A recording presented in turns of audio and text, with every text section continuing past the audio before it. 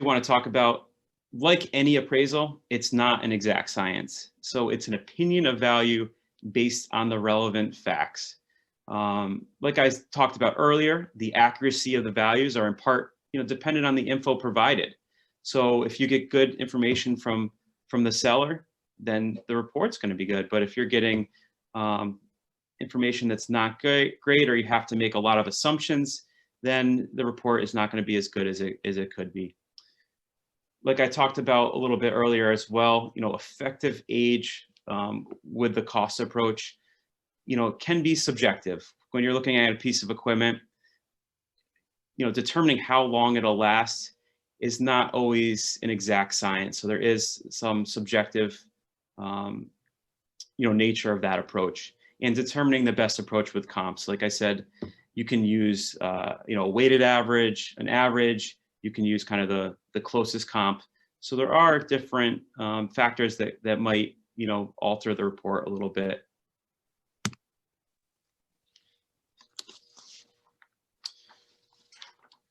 So relevance to brokers, what you need to know. So this is going to take a little bit of a deep dive into the 7A and 504 programs. This will be helpful for both brokers and lenders from the current SOP. So it's really important to note that there are no formal requirements for equipment appraisals under this program. I've actually, I was curious myself. I reached out to Jennifer and Beth, wanted to understand, what really triggers them giving me a call and needing an appraisal for the 7A program. What I found is, banks' internal credit policies and underwriting really dictate when an appraisal is needed. It was different for every single bank. For example, I sold a sizable logistics company earlier this year. They had hard assets of well over $1 million, and an appraisal was not needed. But right now I'm in the midst of selling a food manufacturing company. The fixed assets are around $350,000 and the lender is requiring it. So as you can see, it's really up to the bank. What I would say is, obviously if you're financing collateral and the collateral is large and you don't know what it's worth, you may want to think about getting an appraisal. It's a really good idea to go through the process to figure out, what it's worth versus the alternative of, taking the borrower's word on it. So for the 7A program, equipment appraisals are used for collateral purposes. The SOP says that SBA lenders can use 50% of net book value or 80% of the orderly liquidation value. I would caution against using net book value. You really have to make sure that it's used, that's calculated correctly. There could be a number of circumstances that, could really make that not reliable. You could have a circumstance where the accountant stops depreciating the equipment, or you might have a client that, has taken advantage of the, Section 179 and depreciated an asset of the equipment, the accelerated depreciation, I mean. So, for example, the Section 179, allows up to 1.15 million of equipment purchases to be depreciated in a year. So you could have a circumstance where a company buys $1 million worth of equipment, depreciates it right away, and that net book value is zero, which is obviously not an accurate, reflection of, what that equipment is really worth. So I'd caution really against using that. So moving on to the 504 program, the SBA requires that an equipment appraisal be obtained when used equipment is part of a project that is either being purchased from somebody other than an equipment dealer or being refinanced. The appraisal needs to be a written document from a person that is qualified to provide an evaluation, is independent, and has to perform an on-site inspection of the equipment. So if you are purchasing it from a dealer, the SBA is okay with that. You don't need an appraisal. They assume that you're paying fair market value.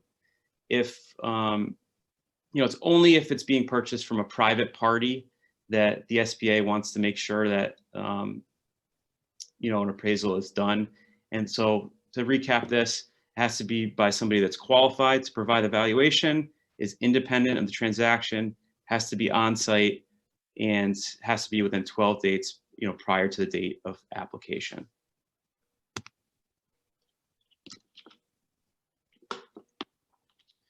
So let's talk a little bit about about the relevance to brokers and the transaction. So it can play a lot of important roles during a business sale. It can be used to help justify the asking price, especially in an asset-heavy business. It can be used for collateral purposes for a lender of a business acquisition loan. In some cases, it might strengthen or make a loan more viable. For example, you might have a construction company that has a lot of heavy machinery. A lot of that machinery might be fully depreciated, so the net book value might not be a lot, but in reality, the equipment's worth a lot more, and then the appraisal can help reveal that. It can be used for the allocation of purchase price. I think that's something that's really important and sometimes overlooked by brokers, but can have a big impact for your client in terms of taxes and everything else. It can confirm CapEx requirements. So this is an important topic as well, especially with asset-heavy businesses. From a buyer and a lender standpoint, you want to, if you're dealing with a construction company, for example, and there's a piece of equipment that's kind of end of life, you want to know that early on. You want to make sure that there's enough cash flow of the business to be able to pay for that expenditure moving forward, and that if need be, that a line of credit can be added. Like I talked about a little bit earlier, it can be used to set up a new asset list or depreciation schedule of a newly formed entity. And it can also provide potential equipment replacement costs if an insurance claim were to occur.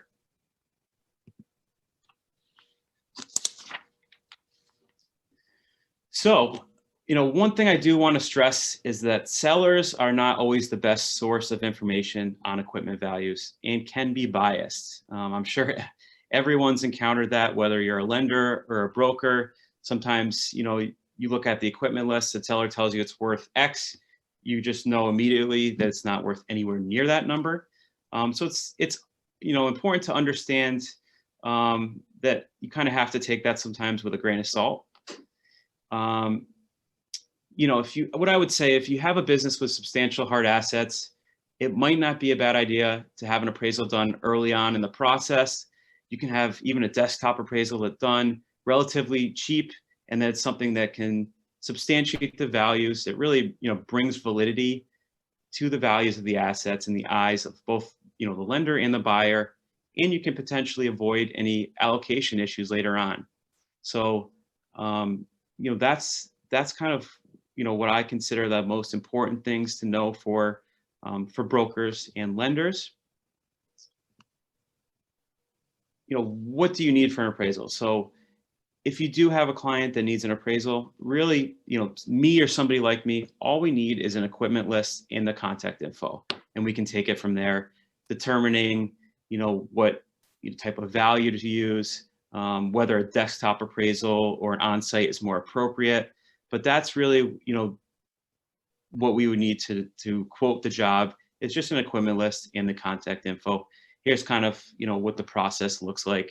We get a better understanding for the scope of work. We collect the data, we analyze it, and then we complete the report. So that really concludes, my presentation. I did want to let everyone know that, I do offer a referral program for brokers, through NEBBA. So contact me after this presentation if you'd like to get some more details. But I'd like to open it up for any questions that anyone might have. Justin, we have a couple of questions that people wrote in. So John Koenig asked, is an appraisal required for just a few vehicles that are included in a business acquisition with SBA financing? No, it is not. It's really up to the discretion of the lender. But that's really, I was thinking 504 versus 7A, but really most business acquisitions are 7A, right? You're correct. Talking about 504, yes. Right. Yeah. Okay. So kind of a stupid question. Sorry about that. No problem. Oh, and then you can see that the questions. I don't know if you can. Oh, I pulled it up. I pulled up the chat here. Yeah. So John, John asked, what is the cost ranges for these types of valuations? It really depends. So the cost really depends on the amount. It's basically a per item cost. It can range, a desktop, maybe, $60 to $75 per item.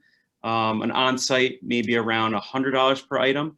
But it also has to, you have to take into consideration if it's on-site, the travel and the fees associated and expenses with that as well. But I would say a lot of times you can do a desktop appraisal for somewhere around $1,000. So really not a big investment to really have substantiated values. Peter asked, does FMV include installation and transportation costs to the location? So it does not. So that's another consideration. There is a different type of fair market value that takes that into consideration.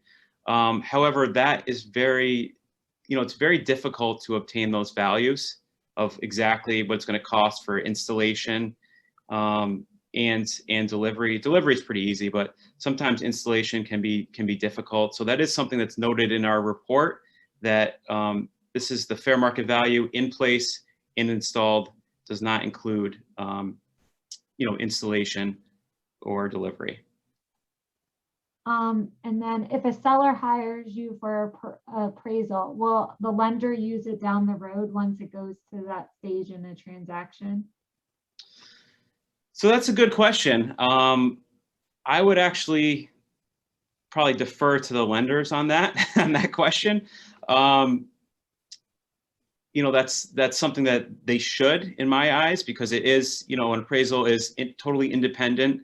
It shouldn't matter as long as it's USAP compliant. It shouldn't matter where it came from, and it's done by a certified individual. But at the end of the day, it's really up to the individual lender if they're willing to accept that or not.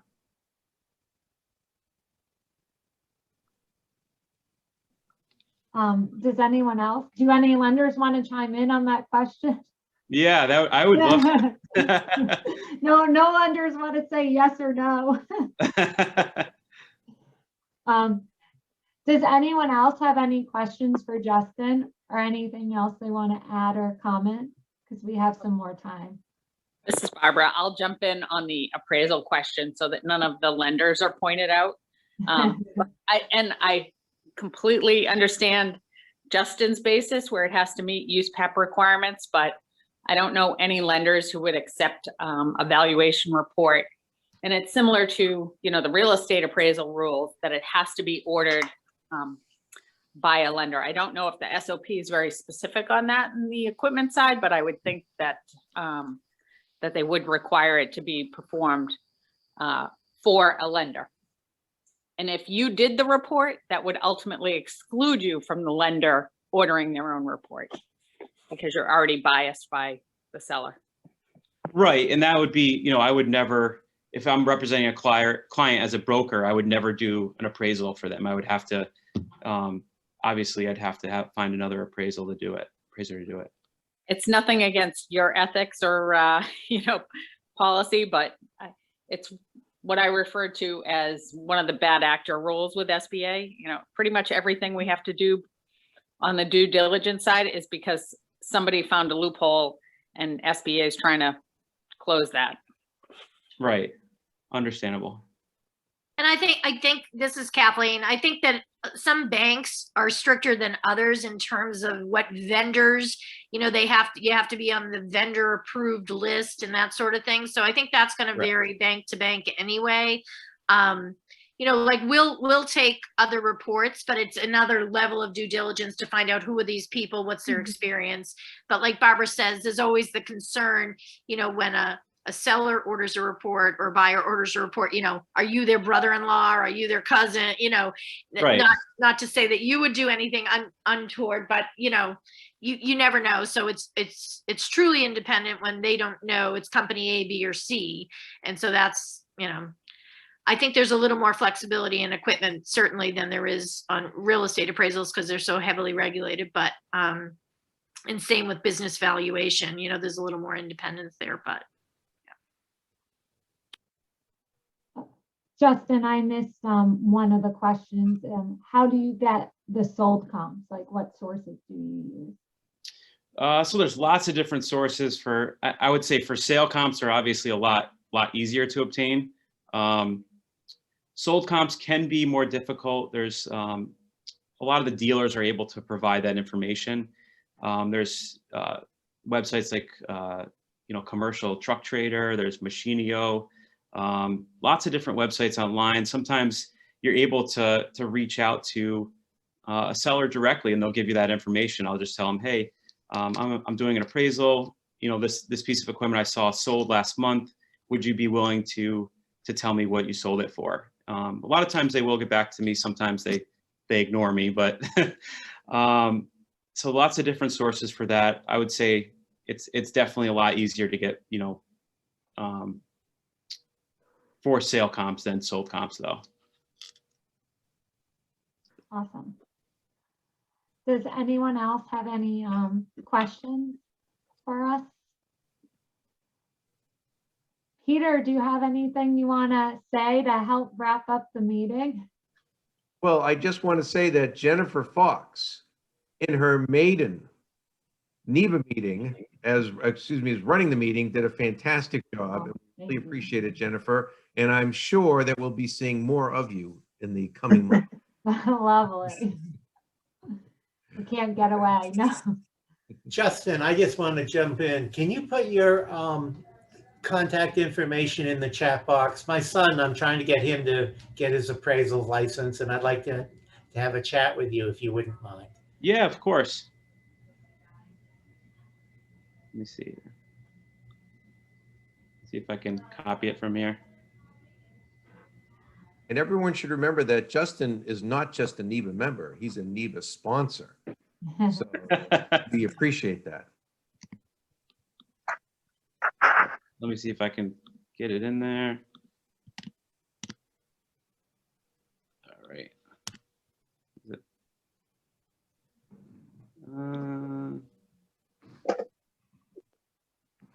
yeah, everyone in meeting. There we go. Perfect. Thank you, sir. There you go, Scott. Thank you. You're very welcome. Well, Justin, we appreciate you doing the presentation. It was great. I think everyone. Yeah, thank you for inviting me again. If anybody ever has any questions, feel free to give me a call anytime. I'm more than happy to, discuss with you or answer any questions. Perfect. And our next NEBBA meeting is April 14th at 11 a.m. and Lou Ferreira is our speaker.